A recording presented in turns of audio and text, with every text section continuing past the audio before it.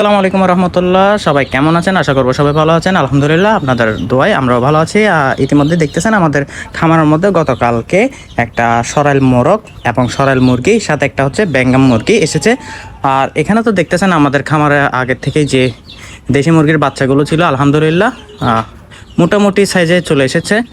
আর যেহেতু আমাদের এগুলোকে আলাদা করতে হবে এবং পাশাপাশি এখানে দেখতেছেন আমাদের যে উপহার যে ব্রাহ্মা মোরগটা ছিল, আলহামদুলিল্লাহ আপনাদের দয়াটাও এখন দেখতেছেন আমরা বাইরে ছেড়ে দিয়েছি।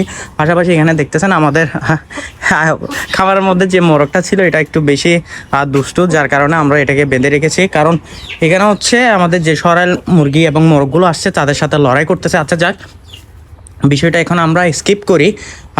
আজকে মূলত ব্লগটা বানানোর কারণ হচ্ছে আমরা এখানে সরাইল মোরগ এবং মুরগি যেটা আছে আমরা টোটালি ওইটাকে আলাদা করে ফেলবো, যাতে এটা দেশি মুরগির সাথে না আসে এবং মানে কোনো যাতে ক্রস না হয়। তাই আমরা সরাইল মুরগির জন্য এখানে মূলত জায়গাটা করব এবং আস্তে আস্তে আমরা এই খামারটাকে আমরা যতটুকু পারি আমাদের সাধ্যমতো প্রস্তুত করার চেষ্টা করব। কারণ এই খামারটা আগে এখানে লেয়ার মুরগি ছিল এবং ব্রয়লার মুরগি ছিল, যদিও এগুলো বেশ লম্বা সময় ধরে স্কিপ গেছে, যার কারণে আমরা এখন শখের বসে এখন শৌখিন মুরগিগুলো আপনাদের জাস্ট শখের বসে পালতেছি এবং আপনাদের সাথে শেয়ার করতেছি।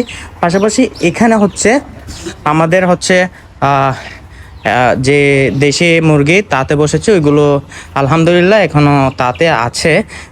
বাচ্চা বের হলে ইনশাল্লাহ আপনাদেরকে দেখাবো। এবং আমাদের এই খামারটাকে যতটুকু পারতেছি আমরা আস্তে আস্তে গোছানোর চেষ্টা করতেছি।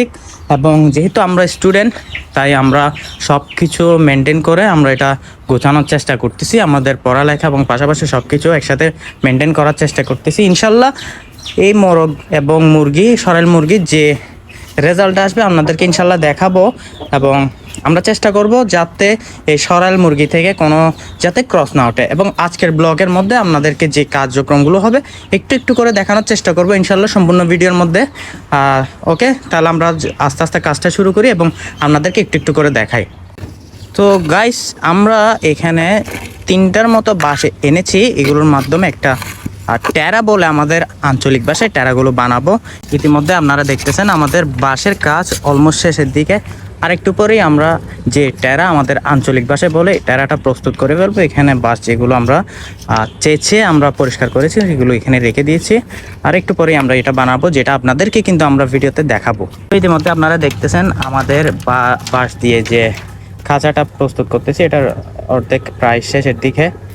আর এটা যে বাঁশ কাটার পর বাঁশকে একটু পরিষ্কার করা, এবং আপনারা দেখতেছেন এখানে আরও বেশ কিছু অংশ বাকি থেকে গেছে। এখানে আমাদের আরও বেশ কিছু বাঁশ আছে, যদি এগুলো দিয়ে হয়ে যাবে। তারপরও আমরা এখনও মানে বাকি যেটা আছে ওইটা আমরা সরাসরি কাটি নেই, কারণ এমন হতে পারে পরবর্তীতে বাঁশ যদি আমাদের সাইজটা পরিবর্তন করতে হয় ওই জন্য। আর এখানে বেশ পরিমাণ আমাদের কাটা আছে মাশাআল্লাহ। আলহামদুলিল্লাহ, ইতিমধ্যে আপনারা দেখতেছেন আমাদের কাজ অর্ধেক শেষ, আমাদের খাঁচার কাজ।